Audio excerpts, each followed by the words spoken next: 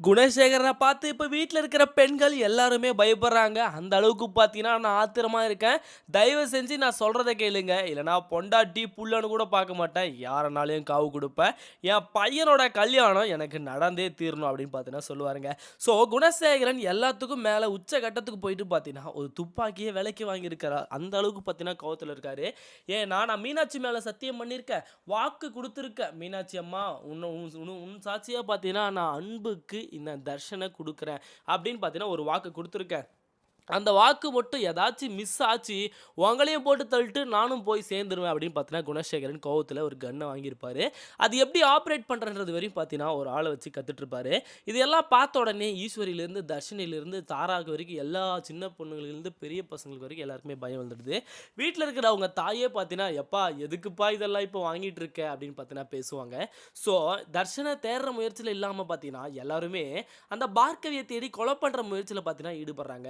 அதனால தான் பார்த்தீங்கன்னா, இவரும் துப்பாக்கி வாங்கியிருக்காரு. இதுக்கு மேலேயும் வந்து போலீஸு, கேஸு நம்ம போவே கூடாது. நம்ம செய்ற ஒரு காரியமும் இதுக்கப்புறம் தப்பா தான் முடியும் அப்படின்னு பார்த்தீங்கன்னா, வீட்ல இருக்கிற பெண்கள் எல்லாருமே பார்த்தீங்கன்னா சைலண்ட் ஆயிடுறாங்க. ஆல்ரெடி பார்த்தீங்கன்னா, அறிவு வந்து டைரக்ட்டா முள்ளக்கையில சொல்லியிருப்பாங்க. இந்த மாரி நீ கண்டிப்பா வந்து மாப்பிள்ளைய தேடி கண்டுபிடிச்சிருவன்னு எனக்கு தெரியும். ஆனா அந்த பொண்ணையும் அவங்க அப்பனையும் சும்மா விடாத முடிச்சு விட்டுரு அப்படின்னு பார்த்தீங்கன்னா சொல்லி அனுப்பிச்சிருப்பாங்களா. இப்போ சக்தியும் கரிகாலனும் கழட்டி விட்டுட்டு அவங்கள போய் முடிக்கிற வேலையை ஃபஸ்ட்டு பாரு. சக்தி கூட இருந்தான்னா அந்த பொம்பளை ஆளுங்க கையில் எல்லாம் அங்கே நடக்கிறதெல்லாம் நியூஸையும் சொல்லிட்டு இருப்பான். ஸோ சக்தியை கழட்டி விட்டுட்டு அந்த பொண்ணையும் அவங்க அப்பனையும் முடிச்சு விட்டுரு அப்படின்னு பார்த்தீங்கன்னா முள்ள கையில் சொல்லிட்டு இருப்பாங்க அறிவுக்கரசி. அறிவுக்கரசி எப்படி பிளான் பண்ணுறாங்களோ அதே மாதிரி தான் குணசேகரனும் தர்ஷனை கண்டுபிடிக்கிற முயற்சியில் இல்லாமல் அந்த பொண்ணை கண்டுபிடிச்சா தர்ஷனை கண்டுபிடிச்சிடலாம். இப்போ கண்டிப்பாக அந்த சிரிக்கி வீட்டுக்கு தான் நம்ம பையன் போயிருப்பான் அப்படின்னு பார்த்தீங்கன்னா எல்லாருமே பார்கவிய தேட ஆரம்பிச்சுட்டாங்க. ஆக்சுவலா சொல்லணும்னா, பார்கவிக்கு ஏற்கனவே கஷ்டங்க தர்ஷனால. நான் அவன் லவ் பண்றேன்னு சொல்லி ஏமாத்தியும் பார்த்தீங்கன்னா, அந்த பொண்ணு அவனுக்காக நோட்ஸ் குடுத்து ஹெல்ப் பண்ணுது. இன்னும் எவ்வளோதான் கஷ்டத்த வந்து அந்த பொண்ணுக்கு இவங்க குடுப்பாங்கன்னு தெரியல இந்த குடும்பத்துல இருந்து. ஆல்ரெடி பார்த்தீங்கன்னா, நெறைய கஷ்டத்த அனுபவிச்சு தான் இந்த ஊர விட்டே போயிருக்காங்க 2 பேரையும். ஆனா அப்படி இருந்தும் பார்த்தீங்கன்னா, தர்ஷன் வந்து நேரா அவங்க இருக்கிற இடத்துக்கே போறாரு. அதனால மீண்டும் மீண்டும் பார்த்தீங்கன்னா, அந்த பார்கவின்ற பொண்ணுக்கு தான் வந்து அசிங்கம், அவமானம் எல்லாமே. ஸோ இப்போ என்ன நடக்குதுன்னு பார்த்தீங்கன்னா, இவங்க எல்லாருமே அவங்கள தேடி போயிட்டு இருக்காங்க. தர்ஷனும் பார்த்தீங்கன்னா, அந்த இடத்துல தான் இருக்காரு. ஆனா இதுக்கு மேலேயும் சைலண்டா இருந்து ஒருவேளை தர்ஷன் வந்து நான் அன்பை கல்யாணம் பண்ணிக்கலன்னு சொல்லிட்டு தர்ஷன் ஏதாச்சும் பண்ணிட்டாருன்னா இவர் பார்க்கறதுக்கு இப்போ மிருக மாதிரி இருக்காரு. கண்டிப்பா நாம ஏதாச்சும் ஒரு பெரிய விஷயம் இப்போ பண்ணி தான் ஆகணும் அப்படின்னு பார்த்தோன்னா ஈஸ்வரிக்கு ஒரு ஐடியா தோணுதுங்க. ஆனா ஈஸ்வரி என்ன பண்றாங்கன்னா போலீஸ் கிட்ட போக முடியாது. போலீஸ் கிட்ட போனாங்கன்னா ஃபர்ஸ்ட் நியூஸ் அவருக்கே போயிடும். இந்த மாதிரி உங்க வீட்டு பொம்பளை ஆளுங்க வந்து கம்ப்ளைண்ட் குடுத்துருக்காங்கன்னு சொல்லிட்டு.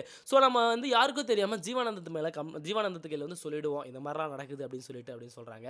ஸோ ஜீவானந்தத்துக்கு கால் பண்ணி சொல்றாங்க. ஜீவானந்தமும் பார்த்தீங்கன்னா ஹெல்ப் பண்றேன்னு சொல்றாரு. நீங்க எனக்கு எப்பல்லாம் வந்து ஆபத்து வருதோ அப்பல்லாம் ஹெல்ப் பண்றீங்க.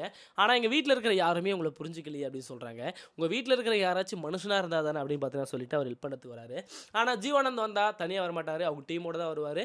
கூடவே பார்த்தீங்கன்னா வக்கீலு, பெரிய பெரிய போலீஸ் எல்லாம் கூட்டிட்டு வராங்க. குணசேகரனுக்கே தெரியாத அளவுக்கு போலீஸ் எல்லாம். அந்த இடத்துல குணசேகரனால எதுவுமே பேச முடியாது. ஏன்னா, ஒரு கல்யாணத்துக்கு இருவர் சம்மதம் வேணும்.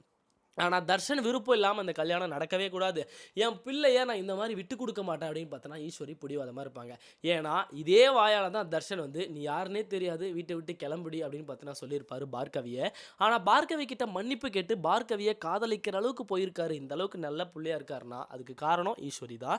எங்க அம்மாவோட கேரக்டரே சரியில்ல அப்படின்னு பார்த்தீங்கன்னா சொல்லியிருப்பாங்க பார்கவி கிட்டயே. ஆனா, இது எல்லாத்தையுமே சொல்லி ஒரு நல்ல பையனா திருத்தி வச்சுட்டாங்க. ஆனா, இதனால தான் பார்த்தீங்கன்னா, அன்பு வந்து மெச்சூரிட்டி இல்லாத பொண்ணா இருக்கா. ஸோ, நான் பார்கவிய தான் கல்யாணம் பண்ணிக்குவேன் இதுக்கு மேல அப்படின்னு பார்த்தீங்கன்னா, ஒரு முடிவு எடுத்து அந்த இடத்துலருந்து எஸ்கேப் ஆகுறாருங்க. இங்கேயே இருந்திருந்தா கூட கரெக்ட்டா இருந்திருப்பாரு. ஆனா கூட்டிட்டு போய் அறிவுக்கரிசி அறிவுத்தனமா வைக்கலாம்னு நெனச்சாங்க. ஆனா அறிவுக்கரிசிக்கு அறிவு சொல்லிட்டு போயிட்டாரு நம்ம தர்ஷன். தர்ஷன் அந்த இடத்துலருந்து போன உடனே டைரக்ட்டா போலீஸு எல்லாருமே போறாங்க. ஜீவானந்தத்த கூப்பிட்டுட்டு நம்ம ஈஸ்வரியும் போறாங்க. ஆனா அதுக்கு முன்னாடியே முள்ளையும் போயிடுறாரு. முள்ள போன உடனே பார்த்தீங்கன்னா, நம்ம குணசேகரன், ஆதி குணசேகரனும் போயிடுறாரு. ஏன்னா தர்ஷன தேடுறாங்களோ இல்லையோ, இவங்களுக்கு தான் திருட்டு புத்தி இல்லையா? எப்படியாச்சும் அந்த பொண்ணு கண்டுபிடிச்சு முடிச்சு விட்டுருவோம். அதுக்கப்புறம் அவன் எப்படி நான் சொல்ற பொண்ண கல்யாணம் பண்ணிக்காம இருக்கான்னு நானும் பார்க்குறேன். அப்படின்னு பார்த்தீங்கன்னா, இவங்கலாம் போயிட்டு இருப்பாங்களா? ஸோ வந்த உடனே பார்த்தீங்கன்னா, ஒரு கல்யாணத்துக்கு இருவர் சம்மதமே முக்கியமானது. அன்பு கிட்ட கேட்குறாங்க, "இந்த பையன கல்யாணம் பண்ணிக்கிறதுக்கு உனக்கு விருப்பமா?" அப்படின்னு. அன்பு சொல்றா, "எனக்கு விருப்பம். பரிபூர்ண சம்மதம்." அவருக்கும் சம்மதமா தான் இருந்துச்சு. இப்போ அவரு வேணான்னு தான் சொல்லுவாரு பாருங்க அப்படின்னு சொல்றாங்க. "அதெல்லாம் நாங்க பேசிக்கிறோமா, நீ சைலன்ட்டா இரு. ஏப்பா உனக்கு இந்த அன்ப கட்டிக்கிறதுக்கு விருப்பமா இல்லையான்னு கேட்குறாங்க. விருப்பம் இல்ல. நீ தானப்பா சொன்ன விருப்பம் இருக்கு அப்படின்னு சொல்லிட்டு, அப்படின்னு பார்த்தீங்கன்னா, முல்லையிலிருந்து ஆதி குணசேகரன் வரையும் அங்க கேட்குறாங்க. நீங்க யாரும் மிரட்டக்கூடாது. அவன் பேசுறத அவன் பேசட்டும்னு சொல்றாங்க. ஆமா. அப்ப புத்தி இல்லாம சொன்னேன். இப்ப எனக்கு புத்தி வந்துச்சு. கல்யாணத்துக்கு முன்னாடி நான் என்ன வேணா முடிவு எடுக்கலாம். ஆனா கல்யாணம் தாலி கட்டிட்டு தான் டைவர்ஸ் படி, முறைப்படி தான் விலகணும். ஆனா இப்ப விலகுறதுக்கு யாருடைய பெர்மிஷனும் எனக்கு கேட்க தேவையில்லையே. எனக்கு பிடிக்கல நான் விலகுறேன். நான் என்ன கல்யாணமா பண்ணிட்டேன் அப்படின்னு பார்த்தீங்கன்னா, தர்ஷன் சொல்றாரு. "டேய் இவ்ளோ பேசுறியா நீ? வீட்டுக்கு வாடா அவன தோல உரிச்சு தொங்க போடுறேன்" அப்படின்னு பார்த்தேன். மிஸ்டர் ஆதி குணசேகரன் அவன் பேசும்போது அவன மிரட்டக்கூடாதுன்னு சொல்லியிருக்கேன் அப்படின்னு பார்த்தீங்கன்னா சொல்லவும், தர்ஷனுக்கு இந்த கல்யாணத்துல விருப்பம் இல்ல அப்படின்னு பார்த்தீங்கன்னா சொல்லிடுவாங்க. ஆனா இதே வாயால தான் தர்ஷன் வந்து நான் உன்ன கட்டிக்கிறேன் சாக்லேட் வாங்கி குடுத்துருக்காரு, ஐஸ்கிரீம் வாங்கி குடுத்துருக்காரு, வாட்ச் வாங்கி குடுத்துருக்காரு அந்த அன்புக்கு. ஆனா இப்படி திருந்துறதுக்கு காரணம் பணத்தாசை மேல இருந்த தர்ஷன் பார்த்தீங்கன்னா, இப்போ மனுஷன் துரோகம் பண்ணிட்டோமே அந்த பொண்ணுக்காக அப்படின்னு பார்த்தீங்கன்னா வாழ ஆரம்பிச்சுட்டாரு. இதுக்கு காரணம் முற்றிலும் பார்த்தீங்கன்னா ஈஸ்வரி தான். ஈஸ்வரி ஒரு நல்ல மனுஷனா தர்ஷன திருத்திட்டாங்களே அப்படின்றத தவிர, இப்பயும் பார்த்தீங்கன்னா, அவன் கல்யாணத்த நிறுத்தி, அவனுக்கு வாழ்க்கையில ஒரு பெரிய பாதைய போட்டு குடுத்துருக்காங்க ஈஸ்வரி. உண்மையிலேயே வந்து அவங்க அம்மா இல்லன்னா, இன்னைக்கு தர்ஷன் வேற நெலைமையில இருந்திருப்பான். காசுக்காக அந்த பொண்ண கல்யாணம் பண்ணி, காசோடயே வந்து வாழ்ந்துட்டு இருந்திருப்பான். ஒரு பொண்ணுக்கு துரோகம் பண்ணது கூட மனசாட்சி உறுத்தாம.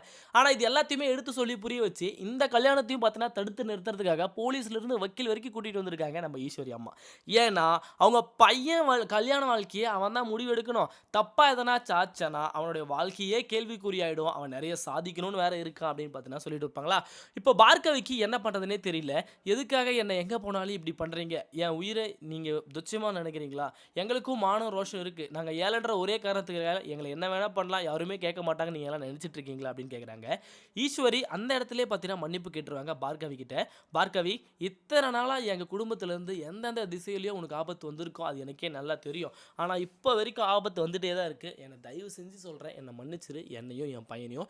இதுக்கப்புறம் ஒரு பிரச்சனை கூட எங்களால உனக்கு வரவே வராது அப்படின்னு பார்த்தீங்கன்னா சொல்லிட்டு, தர்ஷன நான் கூட்டிட்டு போறேன் அப்படின்னு பார்த்தீங்கன்னா குணசேகரனும், நம்ம கதிரும் சொல்லுவாங்க. ஆனா, இவ்ளோ மிரட்டுனதுக்கு அப்புறம் உங்ககிட்ட தர்ஷன விட்றதுக்கு நான் ஒண்ணும் முட்டாள் கிடையாது. தர்ஷன எங்க வச்சு எப்படி பார்த்துக்கணும்னு எனக்கு தெரியும் அப்படின்னு பார்த்தா, ஈஸ்வரி டைரக்ட்டா கூட்டிட்டு வராங்க. இப்போ ஜீவானந்தத்துக்கு கையில நன்றி சொல்றாங்க. நான் எவ்வளவோ பெரிய பிரச்சனைலாம் மாட்டிட்டு இருந்துக்கிறேன். அப்பலாம் என்ன வந்து நீங்க தான் காப்பாத்திருக்கீங்க. ஆனா எங்க வீட்ல உங்கள தேவையில்லாத வார்த்தைகள்லாம் வந்து யூஸ் பண்றாங்க அப்படின்னு பார்த்தீங்கன்னா சொல்லவும், பரவால்ல அதெல்லாம் ஒண்ணும் பிரச்சனை இல்ல எனக்கு. நீங்க நல்லா இருந்தா சரிதான் அப்படின்னு பார்த்தீங்கன்னா, நம்ம குணசேகரன் சொல்வாரு.